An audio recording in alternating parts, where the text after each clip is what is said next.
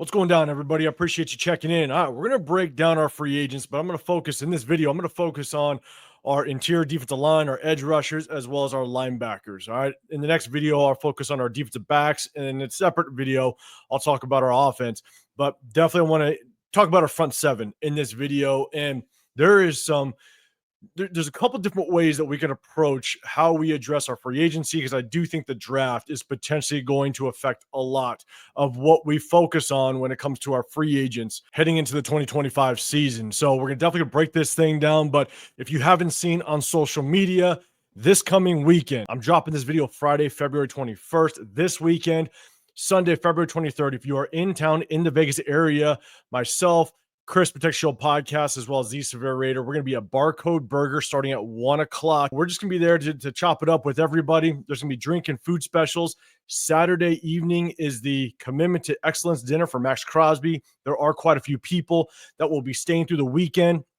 And so we're hitting people up and saying, hey, if you're in town, either you're a local or you're coming in for that dinner, come hit us up at Barcode if you're here Sunday afternoon. Again, 1 p.m., Barcode Burger. And so it's a Raider Nation meetup and our opportunity to chop it up with just the Raider fans, the whole nine. But if you are in the area or you're attending the maxxcrosby dinner and staying through the weekend, come hit us up. Again, Barcode Burger, 1 p.m. in the Vegas area. So appreciate it. Come on through if you're in the area. So let's kind of jump back into it. Let's talk about, I'm going to start with the interior defensive line. All right. As of right now, we have three main names that we got to focus on. Number one is John Jenkins. He's an unrestricted free agent, big body.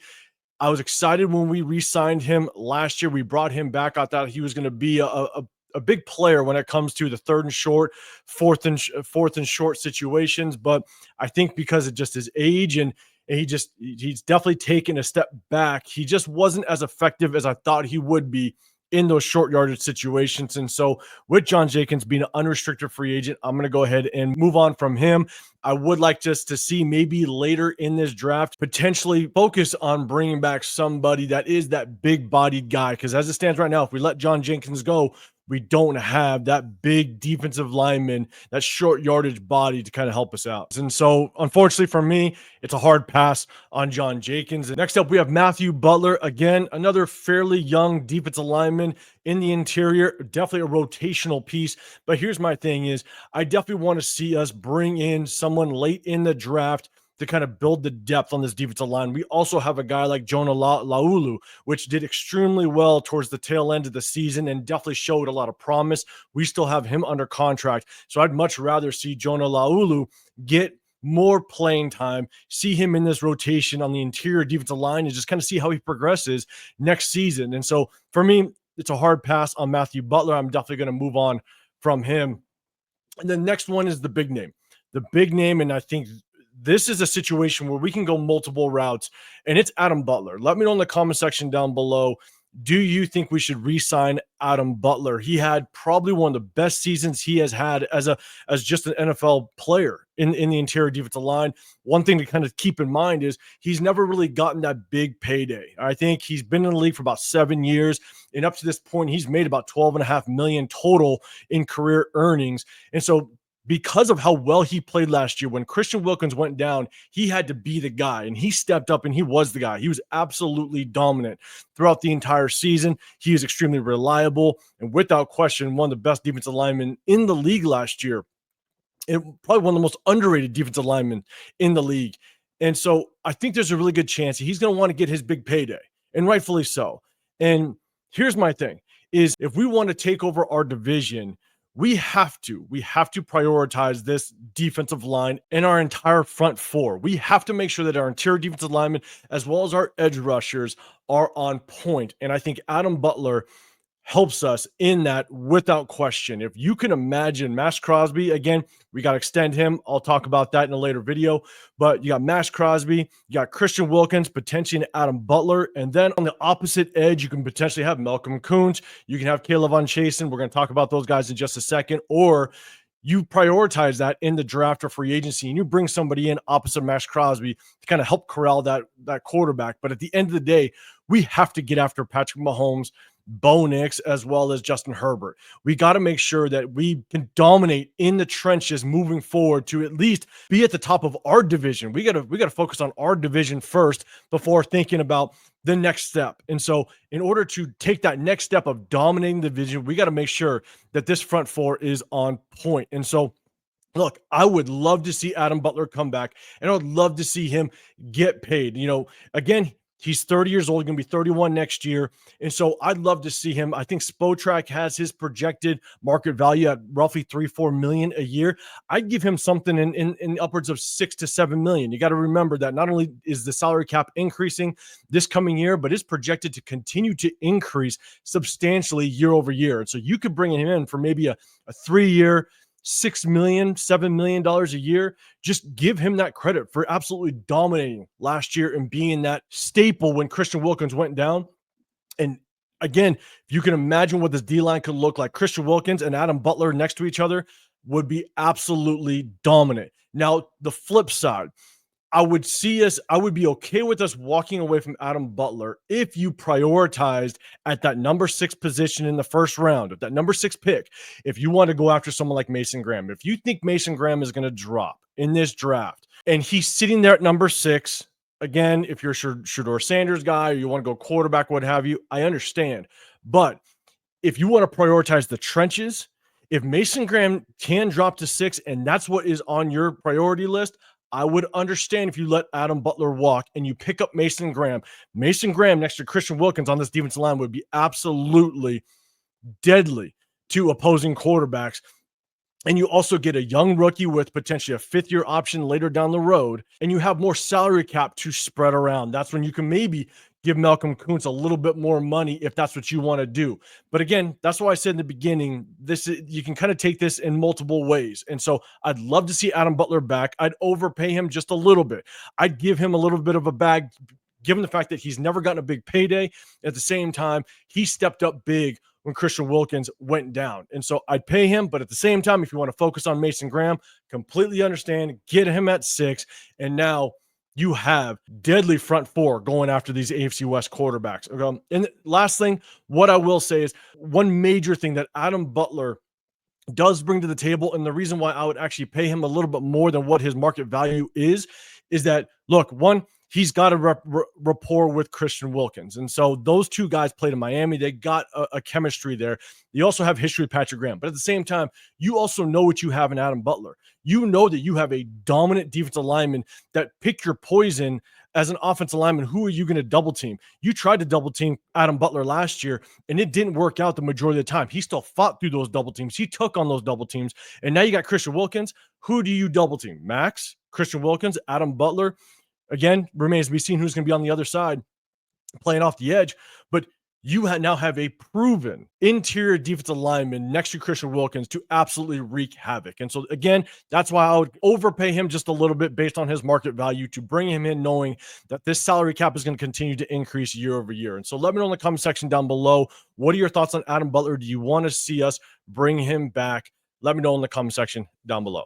Now, that kind of sums up the interior when it comes to the defensive linemen, but now let's talk about edge rushers. And I'm going to talk about linebackers in just a little bit, but let's talk about edge rushers. I think when it comes to edge rushers, K'Lavon Chaisson and Malcolm Kuntz are basically the biggest topics. And so I'm going to touch on 3 other names. We got Janarius Robinson. He's a restricted free agent. I'm going to go ahead and let Janarius Robinson walk. He's a big body. He really didn't do much last year. The year before that, he showed some promise, but definitely fell flat last year. And so I'm going to move on from him. Next up, we have Zach Carter. I believe we brought him on he was sitting on our practice squad last season. He did get some playing time. We elevated him to the 53-man roster. Again, I'll give him a small contract, see if anybody else matches that offer, because we can't. He's a restricted free agent, so we can match any offer that comes in. Again, if it's at a fairly decent, a team-friendly deal, then maybe just having that rotation. He's a very young player. He was promising coming out of college. I believe he played at Army.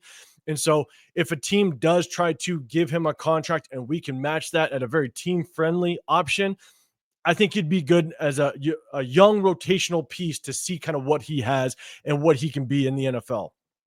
And then next up, we have Charles Snowden.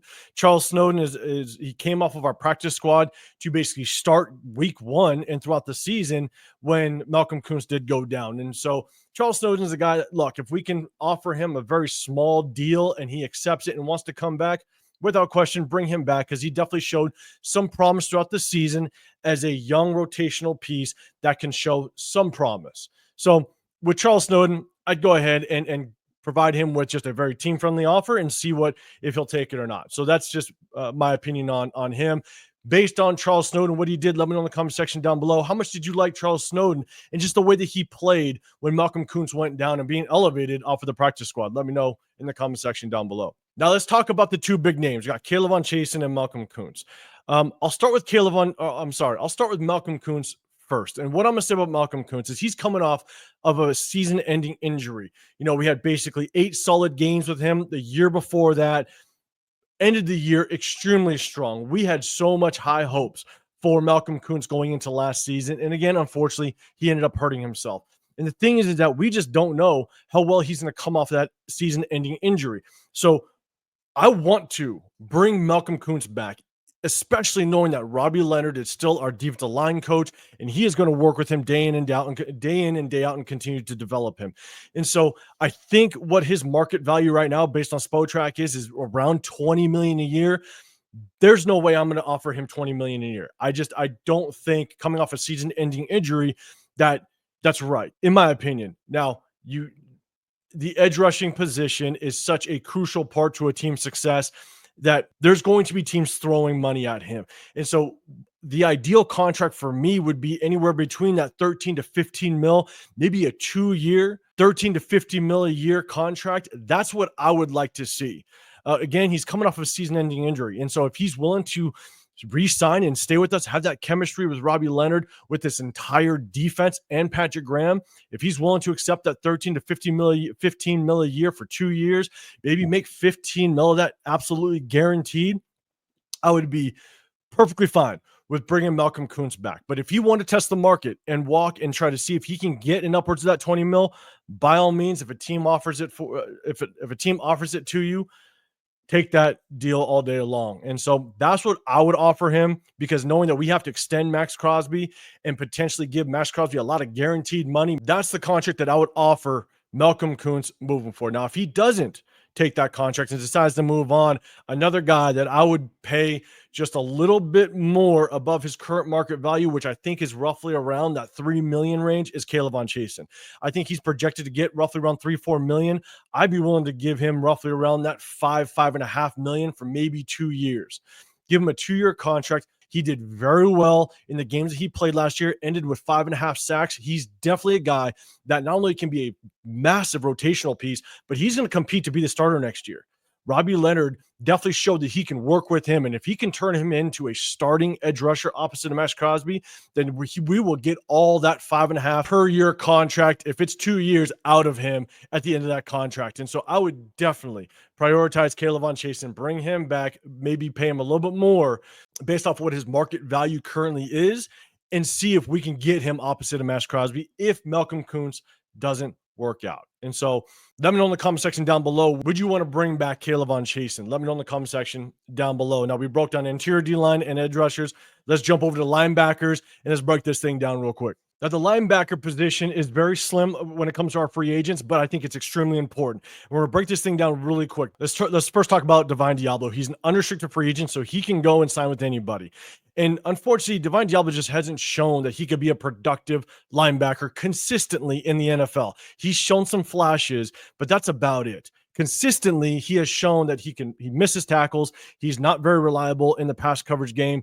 And so to me, I'm going to allow him to walk. But if you do let Divine Diablo walk, I do think that we need to prioritize maybe finding somebody in this upcoming draft kind of around that 3rd round range.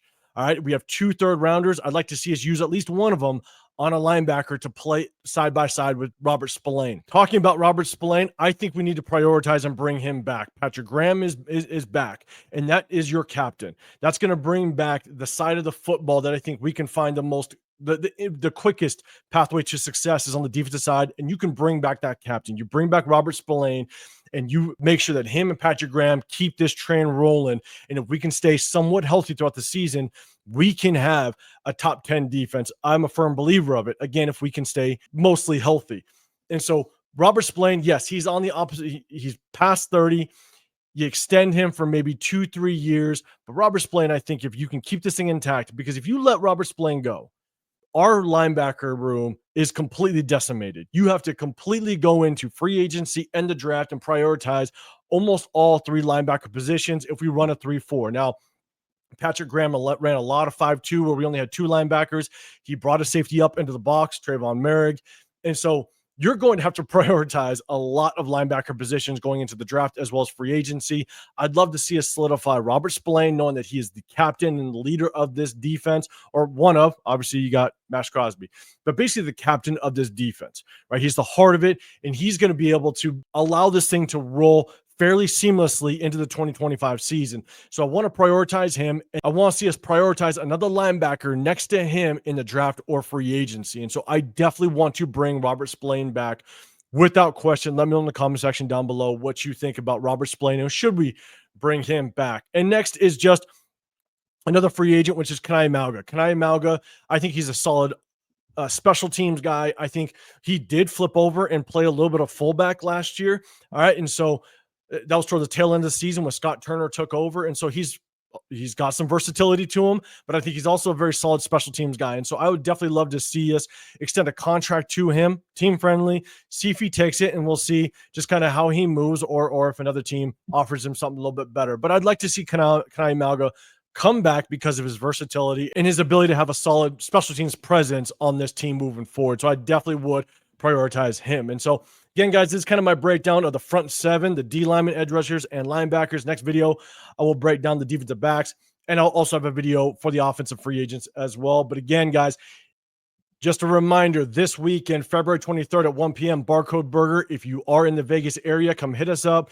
Myself, Chris the Petecarroll podcast, as well as the Severe Raider. We're going to be rocking, and we're going to be kind of chopping it up with all the Raider fans. And so if you're attending maxxcrosby's Commitment to Excellence dinner and you're staying through the weekend, come rock with us at 1 p.m. at Barcode Burger. But if you are Vegas local, come hit us up as well. It'd be definitely good to see everybody and kind of get the nation together in the off season.